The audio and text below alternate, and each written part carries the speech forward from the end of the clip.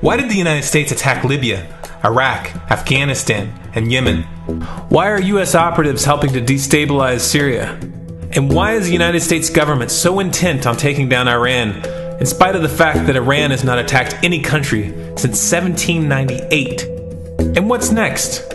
What are we headed for? When you look at the current trajectory that we're on, it doesn't make any sense at all if you evaluate it based on what we're taught in school.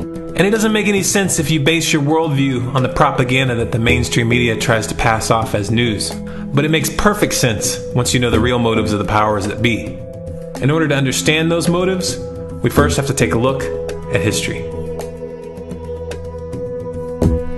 In 1945, the Bretton Woods Agreement established the dollar as the world reserve currency, which meant that international commodities were priced in dollars. The agreement, which gave the United States a distinct financial advantage, was made under the condition that those dollars would remain redeemable for gold at a consistent rate of $35 per ounce. The United States promised not to print very much money, but this was on the honor system, because the Federal Reserve refused to allow any audits or supervision of its printing presses. In the years leading up to 1970, expenditures in the Vietnam War made it clear to many countries that the U.S. was printing far more money than it had in gold. And in response, they began to ask for their gold back. This, of course, set off a rapid decline in the value of the dollar. The situation climaxed in 1971 when France attempted to withdraw its gold and Nixon refused.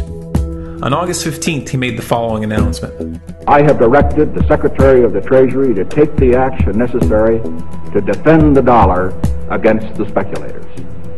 I have directed Secretary Connally to suspend temporarily the convertibility of the dollar into gold or other reserve assets, except in amounts and conditions determined to be in the interest of monetary stability and in the best interest of the United States.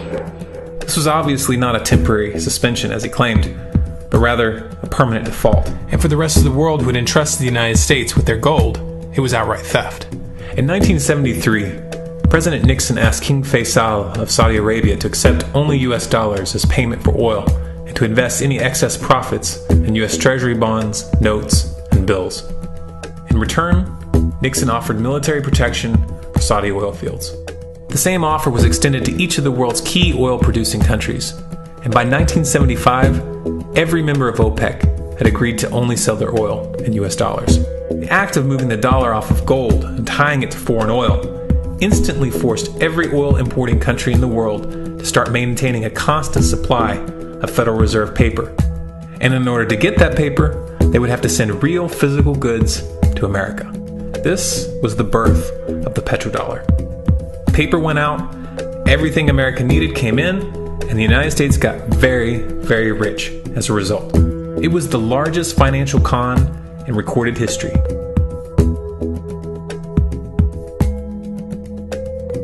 The arms race of the Cold War was a game of poker. Military expenditures were the chips, and the US had an endless supply of chips. With the petrodollar under its belt, it was able to raise the stakes higher and higher, outspending every other country on the planet, until eventually US military expenditures surpassed that of all other nations in the world combined. The Soviet Union never had a chance. The collapse of the communist bloc in 1991 removed the last counterbalance to American military might. The United States was now an undisputed superpower with no rival.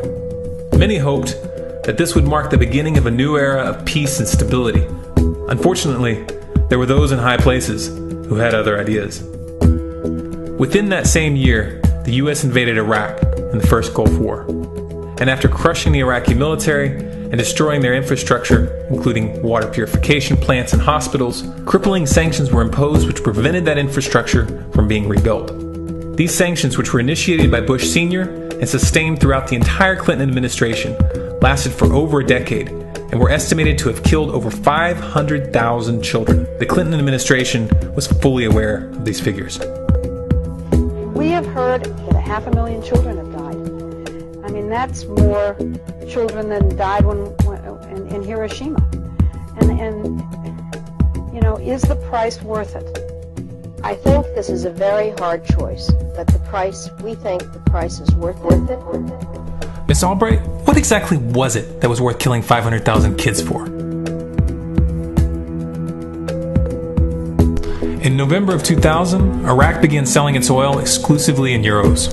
This was a direct attack on the dollar and on U.S. financial dominance, and it wasn't going to be tolerated. In response, the U.S. government, with the assistance of the mainstream media, began to build up a massive propaganda campaign claiming that Iraq had weapons of mass destruction and was planning to use them.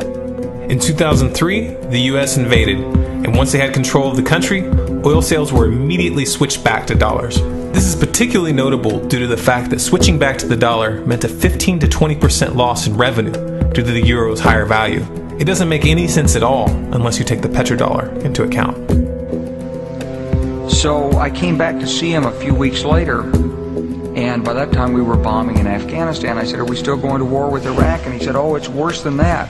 He said, he reached over on his desk, he picked up a piece of paper, he said, I just got this down from upstairs, meaning the Secretary of Defense's office today, and he said, "This is a memo that describes how we're going to take out 7 countries in 5 years, starting with Iraq and then Syria, Lebanon, Libya, Somalia, Sudan, and finishing off Iran." Let's take a look at the events of the past decade and see if you see a pattern. In Libya, Gaddafi was in the process of organizing a bloc of African countries to create a gold-based currency called the dinar, which they intended to use to replace the dollar in that region.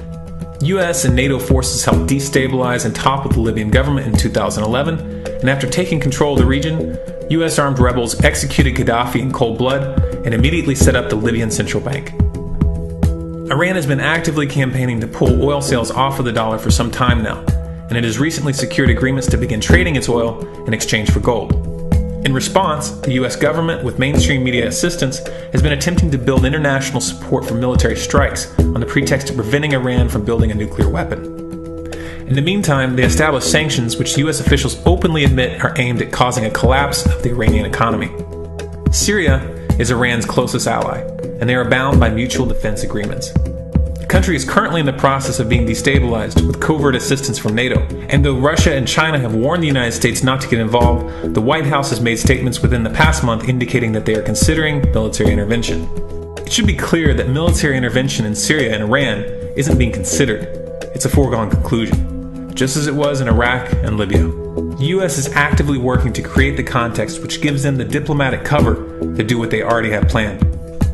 The motive for these invasions and covert actions becomes clear when we look at them in their full context and connect the dots. Those who control the United States understand that even if a few countries begin to sell their oil in another currency, it will set off a chain reaction and the dollar will collapse. They understand that there is absolutely nothing else holding up the value of the dollar at this point, and so does the rest of the world. But rather than accepting the fact that the dollar is nearing the end of its lifespan, the powers that be have made a calculated gambit. They have decided to use the brute force of the US military to crush each and every resistant state in the Middle East and Africa. That in itself would be bad enough, but what you need to understand is that this is not going to end with Iran.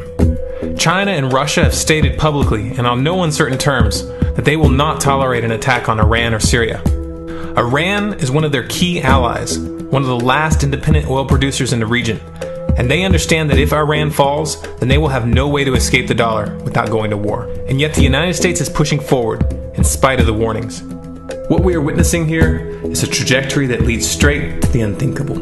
It's a trajectory that was mapped out years ago in full awareness of the human consequences. But who was it that put us on this course? What kind of psychopath is willing to intentionally set off a global conflict that will lead to millions of deaths just to protect the value of a paper currency? It obviously isn't the president. The decision to invade Libya, Syria, and Iran was made long before Obama had risen to the national spotlight. And yet, he's carrying out his duty just like the puppets that preceded him. So who is it that pulls the strings? Often the best answer to questions like this are found by asking another question. Qui bono? Who benefits? Obviously, those who have the power to print the dollar out of thin air have the most to lose if the dollar were to fall. And since 1913, that power has been held by the Federal Reserve. The Federal Reserve is a private entity owned by a conglomerate of the most powerful banks in the world. And the men who control those banks are the ones who pull the strings. To them, this is just a game. Your life and the lives of those you love are just pawns on their chessboard. And like a spoiled 4-year-old who tips the board onto the floor when they start to lose, the powers that be are willing to start World War III to keep control of the global financial system. Remember that when these wars extend and accelerate. Remember that when your son or your neighbor's son comes back home in a flag-draped coffin. Remember that when they point the finger at the new boogeyman, because the madmen who are running this show will take this as far as you allow them to. So how much time do we have left? It's a question I hear constantly, but it's the wrong question. Asking how much time we have left is a passive posture. It's the attitude of a prisoner who's waiting to be taken out to a ditch and shot in the back of the head. What are our chances? Can we change course? Also the wrong question. The odds don't matter anymore. If you understand what we're facing, then you have a moral responsibility to do everything in your power to alter the course that we're on, regardless of the odds. It's only when you stop basing your involvement on the chances of success that success actually becomes possible. To strip the ill-begotten power from the financial elites and to bring these criminal cartels to justice will require nothing less than a revolution. The government is not going to save us. The government is completely infiltrated and corrupt to the core. Looking to them for a solution at this point is utterly naive. There are 3 stages of revolution, and they are sequential. Stage 1 is already underway. Stage 1 is the ideological resistance. In this stage, we have to actively work to wake up as many people as possible about what is happening and the direction we're headed. All revolutions originate from a shift in the mindset of the population, and no other meaningful resistance is possible without it. Success in this stage of the game can be measured by the contagion of ideas. When an idea reaches critical mass, it begins to spread on its own and seeps into all levels of society. In order to achieve that contagion, we need more people in this fight. We need more people speaking out, making videos, writing articles, getting this information onto the national and international stage. And we especially need to reach the police and the military. Stage 2 is civil disobedience, also known as nonviolent resistance. In this stage, you put your money where your mouth is, or more accurately, you withhold your money and your obedience from the government, and you do everything in your power to bring the gears of the state to a halt. Practiced in mass, this method alone is often enough to bring a regime to its knees. However, if you fail at this stage, Stage 3 is inevitable. Stage 3 is direct physical resistance. Direct physical resistance is the last resort, and it should be avoided and delayed as long as possible. And it should only be invoked after all other options have been thoroughly exhausted. There are those who talk tough and claim that they will resist when the time comes. But what those people fail to realize is that if you are inactive during the first 2 stages and save your efforts for the last resistance, then you will fail. When the Nazis were moving door to door, dragging people out of their homes in Germany, that was the time to fight back physically.